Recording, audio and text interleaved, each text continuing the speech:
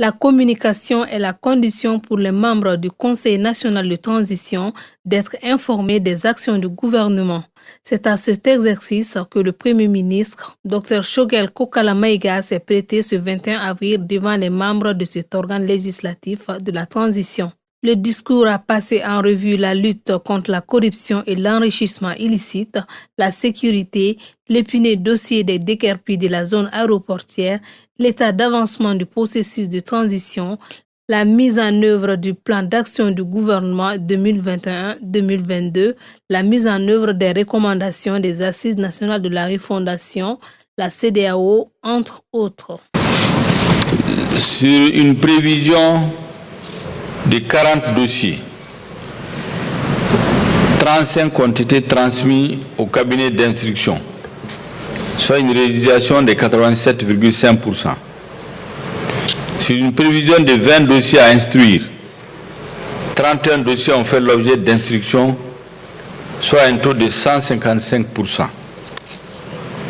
Sur une prévision de 20 dossiers à juger, 27 sur 20 dossiers à juger, 23 ont été jugés, soit un taux de réalisation de 115%. 5 mandats d'arrêt internationaux ont été décernés par la Chambre d'instruction de la Cour suprême. Sur la question de la sécurité, le Premier ministre a affirmé que la montée en puissance des forces armées et de sécurité font l'unanimité, notamment avec l'acquisition de matériel et d'équipements militaires sur fond de budget national. Pour l'acquisition de matériel, je disais que c'est le budget national.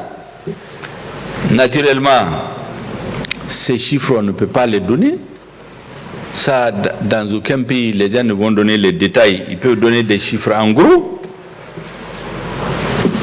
Je crois que c'est des questions, vous comprenez vous-même que je ne vais pas m'attendre là-dessus parce que ça n'apporte pas grand-chose au débat. Ce que les Maliens veulent savoir, ils ont du matériel de guerre qui fonctionne, qui les sécurise. Maintenant, combien on a payé, est-ce qu'on les répare? Ça, c'est les affaires des militaires. Pour ce qui concerne l'épineux dossier des déguerpis de la zone aéroportière, le Premier ministre dira qu'il est prévu des dédommagements si toutefois les conditions de leurs installations sont justifiées. C'est des cas difficiles, vous savez. Parce qu'il y a une réglementation, que je viens de vous en parler, dans la zone aéroportière. Il y en a peut-être qui ont des hôtels là-bas. Il y en a qui ont prévu de mettre des hôtels. Je crois qu'ils n'auront pas de problème. Ceux qui sont dans des situations irrégulières, où ils ne peuvent pas être là-bas, certainement qu'il faut prévoir des formules pour les dédommager, si les conditions de leur installation sont justes. Concernant la CEDEAO, Dr Choguel Kokala Maïga a assuré que les échanges se poursuivent afin de trouver un terrain d'attente qui aboutira à la levée des sanctions contre le Mali. Il faut que les Maliens soient conscients. Le problème avec la CEDEAO, c'est un problème politique.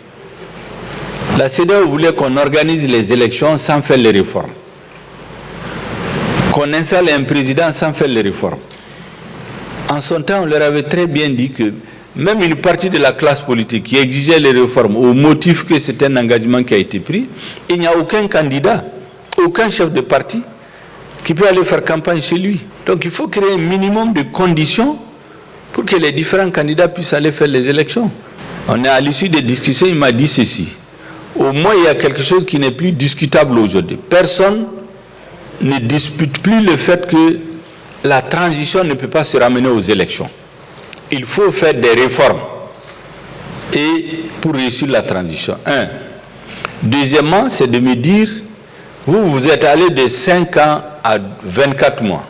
J'ai expliqué tout le sacrifice qui a été fait et la responsabilité que le président de la transition a prise sur lui pour trancher politiquement.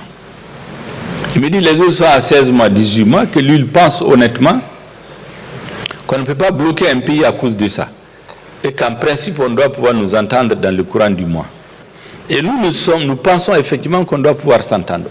À noter que le plan d'action du gouvernement a été adopté le 2 août 2021 et est bâti autour de 4 axes. Le renforcement de la sécurité sur l'ensemble du territoire national, les réformes politiques et institutionnelles, l'organisation des élections générales, la promotion de la bonne gouvernance et l'adoption d'un pacte de stabilité.